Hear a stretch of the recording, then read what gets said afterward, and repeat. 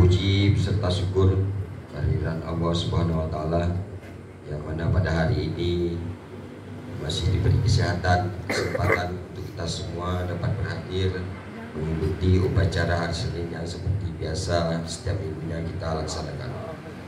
Selawat beserta salam kita sanjung sajikan ke pangkuan Rasulullah Muhammad SAW, yang mana berkat beliaulah di masa yang dulunya yang sangat jahiliyah dibawa kita ke alam yang saat ini kita rasakan, di dunia pendidikan yang kita rasakan dan yang berakhlak mulia.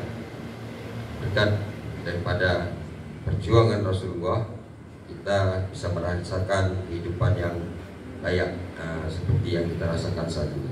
Ini mungkin tidak banyak yang ingin saya sampaikan, akan tetapi ada beberapa hal yang mungkin Bapak Ibu guru sebelumnya sudah menyampaikan berulang-ulang, bahkan berkali-kali. Tapi ya namanya siswa, ada hal yang diseriuskan, ada hal yang disepelekan. Nah, contohnya hari ini. Jadi hari ini sangat menyepelekan hal-hal yang sudah setiap Seninnya dilakukan. Petugas upacara hari ini masih tunjuk-menunjuk. Jadi ini perbuatan yang setiap minggu akan kita lakukan. Ini salah satu adalah kurangnya disiplin dan tanggung jawab.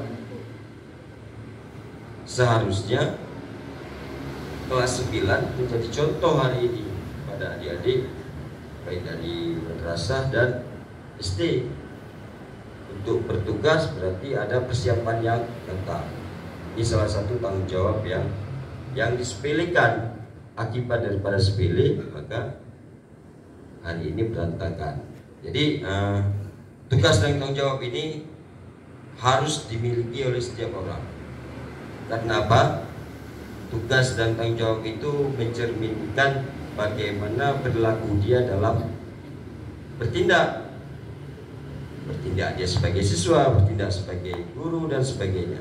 Jadi kalau dia punya rasa tanggung jawab ini, maka pekerjaan yang dia jalankan dalam kehidupan sehari maka berjalan dengan baik.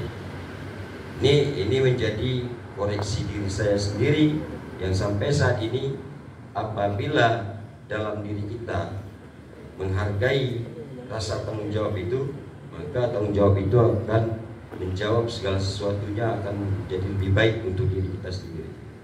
Nah, disiplin ini hampir berkali-kali diingatkan. Disiplin itu bukan hanya waktu. Disiplin itu salah satunya berpakaian.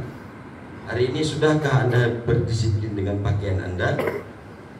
Ini pertanyaannya untuk diri saya sendiri. Sudahkah Anda berapi-rapian di pakaian kita? Jadi sebelum kita mengkoreksi orang, kita koreksi diri kita. Sudah rapi nggak kita? Jadi ketika kita mau memberikan suatu hal yang indah kelihatannya, maka kita koreksi diri dulu. Kalau koreksi diri kita sudah rapi, ketika kita ingin menegur seseorang itu, orang melihat kita juga. Nah, ini disiplin waktu. Nah, disiplin waktu yang sudah berkali-kali diingatkan, bagaimana cara menghargai waktu. Waktu itu adalah, kalau kata orang Jepang, time is money katanya. Waktu itu adalah uang. Jadi kalau yang menyia-nyiakan waktu berarti menyia-nyiakan uang. Apa artinya? Bukan semata-mata waktu itu uang, tapi dalam waktu itu ada hal yang besar, tanggung jawab yang besar yang kita dibayar mungkin dengan uang. Jadi apabila kamu tidak disiplin dalam waktu itu, maka uang kamu hilang, berarti kamu tidak dibayar. Jadi barang siapa yang menghargai waktu itu, dia menghargai uang, berarti karena ada uangnya dia menghargai waktu. Jadi hari ini yang telat-telat mungkin karena nggak ada uangnya. Nggak ada uangnya makanya telat. Nah, ini salah. Maksudnya daripada peribahasa itu adalah agar kita tidak menyia-nyiakan kesempatan sedetikah, semenitkah, bahkan berhari-hari. Jadi ini adalah pesan untuk diri saya sendiri.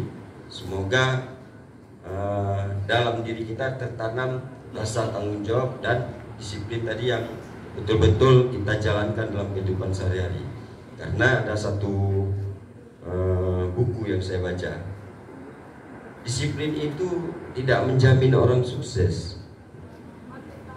Jadi harus dikaji lagi kan, disiplin itu tidak menjamin orang sukses, tapi tidak ada orang sukses tanpa disiplin. Jadi buku itu menjawab hari ini, dan itu terjawab semua. Tidak ada orang sukses tanpa disiplin. Padahal awalnya kata-katanya disiplin itu tidak menjamin orang sukses. Jadi kalau kamu udah disiplin sekalipun belum tentu orang sukses. Apalagi perkembangan zaman, perkembangan pemerintah yang saat ini ya itu. Tapi tidak ada orang sukses tanpa disiplin. Apa itu? Hal yang terkecil, nanti kamu yang di kelas, ketua kelas, kira-kira kamu disiplin nggak ketua kelas? Kadang-kadang kamu marah sama anggotamu, tapi kamu yang nggak disiplin.